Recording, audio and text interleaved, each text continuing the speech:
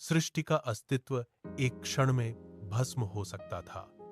समुद्र मंथन से निकला विष अपनी प्रचंड उष्णता के साथ ब्रह्मांड को जलाने के लिए तत्पर था। शिव ने उस विष को अपने कंठ में धारण किया। विष की ज्वाला उनके भीतर धधकने लगी। उस विनाशकारी ताप को नियंत्रित करने के लिए शिव ने अपने मस्तक पर चंद्रमा को स्थान दिया। चंद्रमा की शीतल किरणें शिव के मस्तक से प्रवाहित होकर उस विष की ऊष्मा को सोखने लगी। यह केवल एक आभूषण नहीं था, बल्कि ब्रह्मांडीय संतुलन का एक भौतिक आधार था। जैसे ही चंद्रमा का शीतल प्रभाव शिव के शरीर से जुड़ा, विष का प्रभाव शांत होने लगा। यह दृश्य हमें सिखाता है कि जीवन की अग्नि को नियंत्रित करने के लिए धैर्य और शीतलता की कितनी आवश्यकता है। शिव का मस्तक स्थिर हुआ और उनके साथ ही पूरी सृष्टि कांपते हुए शांत हो गई। मन की शांति और ऊर्जा का यह संतुलन ही ब्रह्मांड को विनाश से बचाने वाला एकमात्र कवच बना। शिव के मस्तक पर स्थित चंद्रमा की मंद और शीतल चमक ने एक बालक का ध्यान आकर्षित किया। वह बालक हनुमान थे।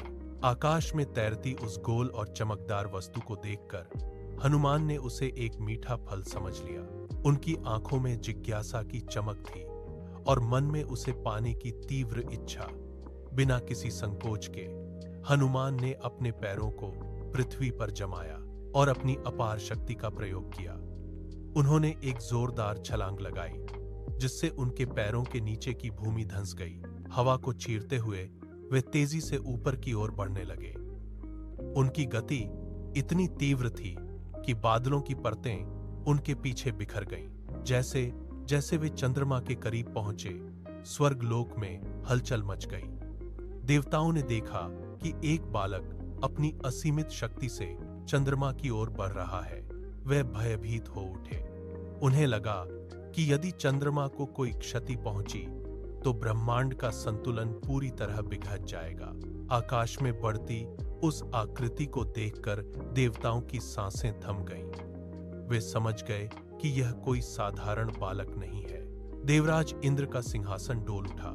उन्होंने देखा कि वह बालक चंद्रमा के अत्यंत निकट पहुंच चुका है।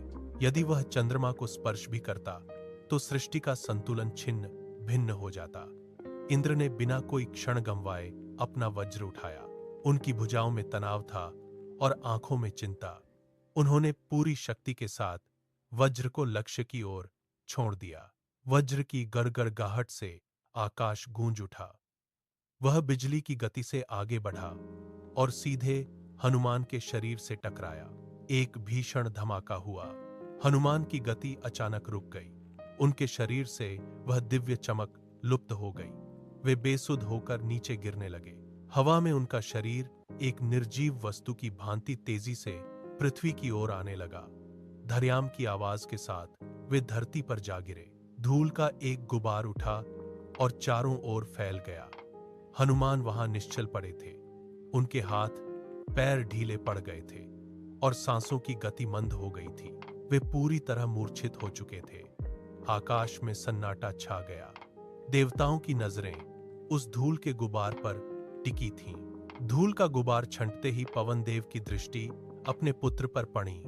वे अपनी सुध बुद्ध खो बैठे। उनकी आंखों में क्रोध की ज्वाला धधक उठी। उन्होंने एक भीषण गर्जना की, जिससे दिशाएं कांप उठीं। पवन देव ने उसी क्षण अपनी शक्ति से पूरी सृष्टि में वायु का प्रवाह रोक दिया। देखते ही देखते सांस लेने के लिए आवश्यक हवा का संचार बंद हो गया। पक्षियों ने उड़ना छोड़ दिया। वे हवा में ही स्थिर होकर नीचे गिरने लगे। पेड़ों के पत्ते हिलना बंद हो गए। नदियां थम गईं। समस्त संसार में एकदम घोंटू सन्नाटा पसर गया। प्राणियों के फेफड़े हवा के लिए तड़पने लगे। पशु, पक्षी, मनुष्य और देवता सभी का दम घुटने लगा। हाहाकार मच गया। जीवन की डोर टूटने की कगार पर थी। पवन देव ने एक गुफा में जाकर स्वयं को बंद कर लिया, जिससे ब्रह्मांड का चक्र पूरी तरह रुक गया। सूर्य की किरणें भी जैसे ठहर गईं। हर जीव अपनी अंतिम सांसें गिनने लगा। जल का प्रवाह रुक गया, अग्नि बुझने लगी और पृथ्वी पर जीवन का अस्तित्व संकट में पड़ गया। यह केवल एक पिता का क्रोध नहीं था, बल्कि प्रकृति के नियमों का पूर्ण विराम था। ब्रह्मा जी के नेतृत्व में समस्त देवता पवन देव की गुफा के द्वार पर पहुंचे। उन्होंने पवन देव को सांत्वना दी और हनुमान को पुनर्जीवित कर असीम शक्तियों का वरदान दिया। साथ ही यह नियम निर्धारित हुआ कि हनुमान अपनी शक्तियों को तब तक विस्मृत रखेंगे जब तक उन्हें कोई स्मरण न दिलाए। यह घटना हमें एक गहरा पाठ पढ़ाती है। बिना विवेक और उचित मार्गदर्शन के अपार शक्ति भी विनाश का कारण बन सकती है। जैसे शिव का चंद्रमा मन को शीतलता और धैर्य प्रदान करता है, वैसे ही हनुमान की यह लीला सिखाती है कि शक्ति का सही उपयोग ही जीवन को सार्थक बनाता है। आज भी हर व्यक्ति के भीतर असीमित क्षमताएं विद्यमान हैं, जिन्हें केवल संयम और सही दिशा की आवश्यकता है। सृष्टि का संतुलन शक्ति से नहीं, बल्कि विवेकपूर्ण नियंत्रण से ही सुरक्षित रहता है।